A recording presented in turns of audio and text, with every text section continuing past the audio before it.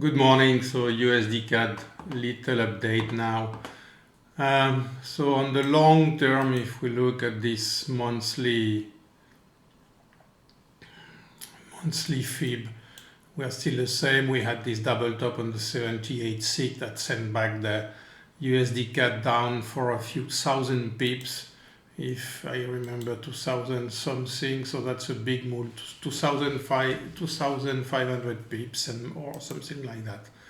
So now we are here. This is a yearly resistance here. So we have this big yearly support or resistance. So yearly level here. And if we measure, what I like to do sometimes in between two big fibs like that, very, very big fib, we can plot a fib that measures the move inside, considering that would be a swing. It's a little bit weird, but that's something I saw that's sometimes working quite well. So if you see, we had some touch here on the 1140, like usually the 236 area. We have the stops here right on the 38.2 of this measurement, and we are now on the 61.8, not far from this big support area and not far from the previous bottom here. So that's what I'm looking at. If we bounce now, so we could bounce now a little and then come back inside here. I would like to see it coming inside here, but we can just stop there. So anytime we can see something. Now, if we look at the other fib, then here we only measure this move, the move from this top here.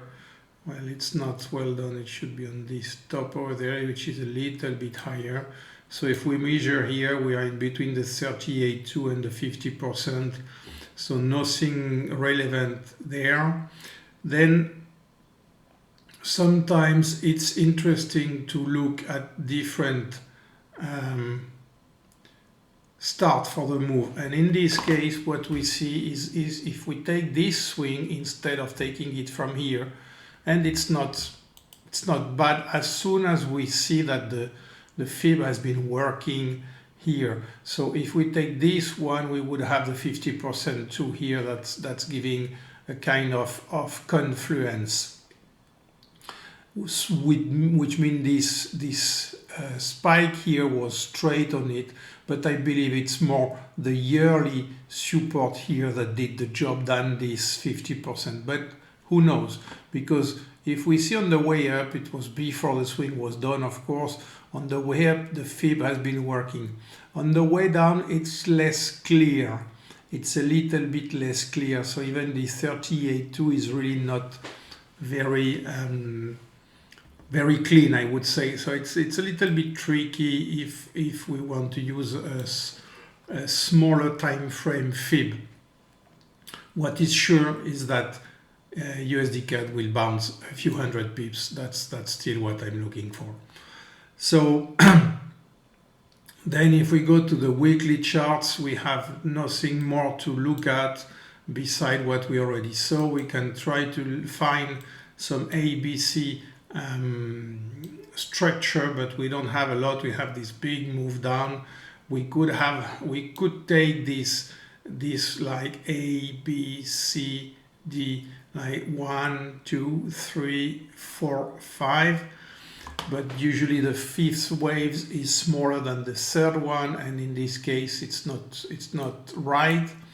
So it's tricky to find something more relevant than what we have. Even if you take this one, for example, this ABC here, we can take that one, A, B, C, and that would be the top of the ABC. So then we would be in between 1,272 and 161.8, which is again at the same place than this yearly support and these previous lows over there.